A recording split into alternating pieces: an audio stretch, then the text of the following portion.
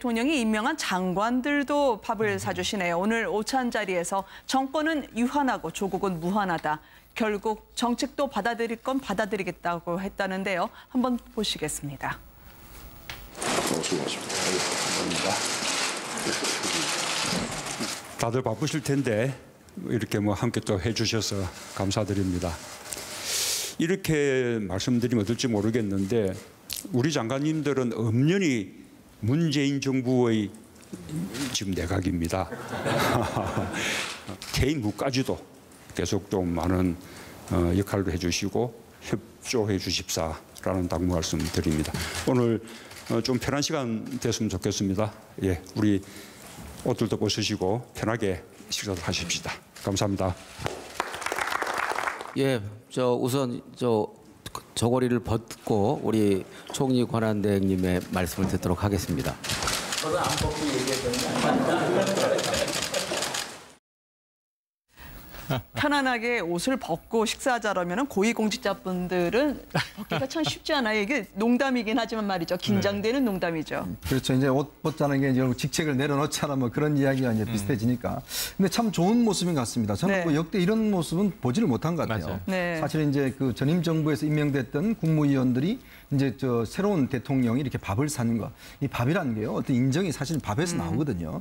아무래도 이제 전임 지금 장관들 다들 이제 떠나갈 준비를 하시는 거 아니겠습니까? 네. 그런 측면에서 본다면 뭐 여러 가지 또 논란이 있을 수 있는데 아무래도 이런 분들을 모아서 이제 다독거리고 또 밥도 사주고 특히 당신들이 이제 문재인 정부의 초기 내각이다 이렇게 이야기하는 것 자체 아마 좀 장관님도 조금 이제 그 생소한 모습이었을 거예요. 아마 그렇죠. 전임 대통령 때는 그렇게 뭐 밥도 그렇게 많이 못 사드신 것 같고 한데 어쨌거나 이런 것을 통해서 전임 정부와 현 정부의 어떤 원활한 인수인계 사실 우리가 그동안 보면 뭐 ABP라고 그래서 anything but 뭐 박근혜 이렇게 해서 무조건 네. 전 정권이 한 걸 안 한다라는 그런 것 때문에 우리가 계승과 발전이라는 측면이 굉장히 좀 도외시되어 왔거든요. 근데 어쨌거나 정권을 연장한다는 측면, 이어진다는 측면은 뭔가 잘된 거는 좀 계승한다는 측면이 있지 않겠습니까? 그쵸. 그렇기 때문에 아마 저런 모습 자체는 전임 정부에서 그래도 잘했던 부분들은 충분히 개선할 수가 있다. 이런 사인을 보내준 것에는 상당히 좀 긍정적으로 보여집니다. 현장을 직접 본 취재기자들의 전언은 어떤가요? 사실상 저 모습은 어색한 동거라고 볼 수 있잖아요. 네. 근데 저 오찬이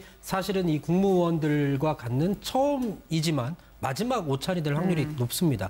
지금 뭐 인사청문회, 그 국무총리 예정자가 진행이 되고 있고 또 그 장관급 인사를 앞두기 때문인데요. 아무래도 이제 전 정부 사람들과 있는 자리다 보니까 네. 조금은 어떤 묘한 기류가 흐르기도 했었고요. 사실상 저분들은 자기는 이제 곧 있으면 옷을 벗어야 된다는 처지를 잘 알고 있는 사람들이기 때문에 그렇죠. 뭐 겉으로 저렇게 뭐 같이 농담을 한두 마디씩은 하지만 속은 과연 어떨까 그런 걸 생각해 보면 당연히 어색한 동거, 어색한 기류가 흐를 수밖에 없을 겁니다. 그리고 네. 기자들도 그렇게 느꼈고요. 실제로 청와대 대변인이 이 국무회의 이후에 발표한 브리핑에서도 전 정부 국무위원과의 간담회는 첫 사례라고 이야기를 했고요. 분위기도 상당히 진지했다라고 이야기를 했습니다. 왜냐하면 문재인 대통령이 그 이야기를 좀 듣고 싶다, 경청을 하고 싶다라는 뜻을 밝혔고 실제로 그 장관들도 한두 마디씩 조언할 거, 그다음에 얘기할 부분들을 다 이야기했기 때문에 굉장히 분위기는 좀 엄중하고 진지한 속에서 회의가 예정 시간보다 30분 더 늘어날 정도였다고 합니다. 네. 그래서 이 회의, 국무회의가 끝나고요. 네. 오후에 박수현 청와대 대변인이 이 장관들이 한 이야기들을 거의 한 줄씩 다 브리핑을 네. 하면서 이런 이야기가 오갔다라고 굉장히 세세하게 국민들에게 알렸습니다. 네. 저는 그런데 이게 어느 날 갑자기 그러면은 이 박근혜 정부의 내각들이 갑자기 사라지고 그럼 뭐 한두 주 후에 모든 장관들이 새로 딱 임명되는 그게 아니고 인사청문회가 쭉 이어지면서 저중에 지금 유일호 경제부총리 총리 권한대행 이렇게 지칭하지 않습니까? 현재 총리가 공석이기 때문에. 그런데 지금 김동연 후보자가 세워져 있죠. 또 외교부 장관의 경우에는 지금 이제 또 강경화 후보자가 세워져 있죠. 하지만 나머지는 다 아직은 지명이 안 됐어요. 우선 이낙연 총리가 임명이 되면 그게 6월부터 이루어질 텐데 저 중에는 한두 달 더 국무회의에 나오셔야 될 장관들도 있기 때문에 오케스트라 연주 중에 그 촛불 하나씩 끄면서 연주자가 한 명씩 사라지지 않습니까? 그런 것처럼 저 중에는 어느 분은 빨리 사라지겠지만 어느 분은 꽤 오래 볼 분도 있기 때문에 아직은 이 취임 시기를 예측하기 어렵다는 게 하나의 미지수가 되겠습니다. 유일호 부총리 앉아서 하세요라고 마이크를 잡은 부총리를 주저앉히는 문재인 대통령의 모습도 봤습니다. 수석보좌관은 회의, 수첩을 사라지게 하지 않았습니까? 문재인 대통령이 말이죠. 직접 커피를 따라 마시는 모습까지 화제가 되곤 했는데 어쩌면 그 모습은 10년 전에 이분과 닮았습니다. 믹스커피를 즐겨 마셨던 분이죠. 노무현 당시 대통령이요. 화면으로 만나보시겠습니다. 마음 먹고 안 좋은 것 같아. 근데 이상하게 여성 장관들한테 쌓여버렸습니다. 갑자기 맞지 않아요? 아니, 이분 빵부터 한번 써세요. 갑자기 맞지 않아요?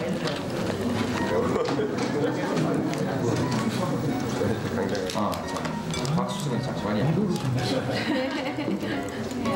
장관이야. 직접 커피 따르는 대통령 비정상의 정상화라고 얘기하기도 모호할 정도로 출입 기자들 사이에서도 청와대가 부쩍 달라졌다라는 이야기를 합니다. 예, 문재인 대통령이 지금 사실로 보여주고 있는 모습들 자체는 본인이 과거 참여정부 청와대에서 노무현 전 대통령 모시고 거의 4년 가까이를 함께 근무를 하지 않았습니까? 네. 그렇기 때문에 본인은 몸에 체득돼 있는 자연스러운 행동을 지금 그냥 보여주고 있는 거죠. 그럼에도 불구하고 국민들이 감동하는 이유는 일종의 기저효과라고 할까요? 네. 그동안 상당히 그런 것들을 못 봤기 때문에 너무 당연한 것을 지금 하고 있지만 마치 새로 보는 것 듯한 그런 것 때문에 사람들이 많이 이 감동을 받고 하는 것 같은데요. 노무현 전 대통령 같은 경우는 소탈하고 파격적이다. 오히려 더 너무 지나칠 정도로 파격적이어서 당시 또 보수층으로부터는 상당히 또 어떻게 보면 비판적인 이런 또 목소리를 듣기도 했습니다만은 저는 문재인 대통령 입장에서는 노무현 전 대통령의 그런 가치뿐만 아니라 그런 행태도 상당히 그대로 보여주고 있는 것이 아닌가 하는 생각입니다. 그런 모습들이 저는 이런 가식적인 행동이 아니라 아마 자연스럽게 지금 이 몸에서 배어서 나오는 것이기 때문에 아마 이거 5년 내내 변함없이 그런 모습을 보여줄 거라고 봅니다. 네. 만평에서 문재인 대통령을 이제는 딱 꼬집어서 이렇게 밥값도 사비로 내는, 그래서 앞에서 판공비로 또 스폰서 앉혀놓고 밥 먹는 사람들 토해내게 하는 그런 문재인 대통령으로 묘사하고 있습니다. 이게 사실은 이제 공직사회 문화에 저는 상당한 영향을 미칠 걸로 보입니다. 네. 지금 아까 보셨지만은 저렇게 회의할 때 먹는 커피는 저는 이제 공적인 그건 나가는 것이죠. 그렇지만 네. 문재인 대통령은 집에 가서 드시는 커피는 이제 개인이 사서 드시는 커피로 된 겁니다. 그동안은 네. 사실은 청와대의 어떤 안살림과 바깥살림이 거의 구분이 없었죠. 모든 것들이 다 특수활동비로 해서 쓰는 치약, 칫솔, 샴푸 다 이제 특수활동비로 이제 구입을 해서 썼지 않습니까? 네. 먹는 것도 마찬가지죠. 심지어 최순실 같은 경우는 매주 일요일에 들어와서 김밥을 말아서 가기도 하지 않습니까? 근데 이제는 이제 외국과 같이 이제 철저히 이제 사적인 영역과 공적인 영역을 이제 분리시켰다는 것이거든요. 네. 그런 면에서 본다면 사실 그동안 우리나라에 보면 공과 사가 좀 구분이 많이 없었어요. 특히 이제 어떤 고위 관리들 보면 이제 그런 면에서 본다면 아마 문재인 대통령이 저렇게 솔선수범하게 된다면 앞으로 아마 공적 영역과 사적 영역이 철저히 구분될 거라고 봅니다. 그렇기 때문에 이번에 단지 특수활동비를 줄이는 문제뿐만 아니라 이런 문화 자체를 바꾼다는 저는 측면에서 네. 상당히 의미 있는 행동이 아닌가 그렇게 좀 생각이 듭니다. 네, 워낙 재미가 없다. 한편으로는 거품이 없는 성정이라고 대신하고 싶었을까요? 백원호 청와대 민정비서관도 과거 일화를 소개하기도 하고요. 고민정 청와대 부대변인도 마찬가지고요. 맞습니다. 지금 이제 고민정 청와대 부대변인 선거 때 고생을 많이 했죠. 열심히 이제 지지 응원을 했는데 그런데 문제는 뭐냐면 그렇게 모셨던 또 앞으로 네. 모셔야 할 대통령이 노잼이다. 이거 좀 이제 젊은이들 표현이죠. 네. 재미가 없다. 이렇게 이제 표현을 했어요. 그런데 백원우 지금 신임 민정비서관도 과거에 참여정부 시절에도 있었단 말이죠. 네. 근데 이 참여정부의 민정수석 시절입니다. 현재 문재인 대통령이. 그 당시에 관료들하고 모여서 같이 식사를 하면 홀에서 식사를 하는데 시간이 좀 흐르면 관료들이 한 명, 두 명 도망가고 덜렁 혼자 남아있더라는 거죠. 왜 그랬느냐 하면 재미가 없어서 사람들이 하나, 둘 빠져나갔다라고 하는 얘기예요. 그런데 지금 국민들도 아마 비슷하지 않을까요? 네. 이 문재인 대통령. 그러니까 너무 좀 신뢰가 가고 그 진정성에 믿음이 가고 내가 힘들 때 위로해 줄 수 있을 것 같은 대통령인데 네. 막 흥을 북돋거나 재미를 리드하는 그런 타입은 아니지 않는가 하는 생각에선 좀 공감이 됩니다. 실제로 선거 과정에서 그리고 네. 당내 경선 과정에서도 이렇게 마크맨들이 따라다니면서 소위 저희는 이제 백구를 하기 위해서 하루에 그렇죠. 몇 번씩을 만납니다. 그런데 네. 그런 대화를 하다 보면 분명히 본인에게 좀 좋지 않은 어떤 이런 질문들도 들을 수 있는데 사실상 다른 후보들은 어떤 경우에는 자기에게 굉장히 불리한 질문이지만 재치 있는 대답으로 넘긴 적이 있었고 그래서 또 기자들이 힘들지만 한번 웃을 수 있었던 어떤 그런 기회들이 있었는데 네. 문재인 대통령 같은 경우에는 경선이나 그다음에 그 대선 과정에서 농담했던 게 별로 기억이 안 납니다. 제 기억으로는 막 고마해? 요 정도 하나 기억나는 것 같습니다. 문재인 대통령하고 제가 청와대 출입기자 시절에 몇 번 만나서 같이 이 밥도 먹어본 적이 있습니다만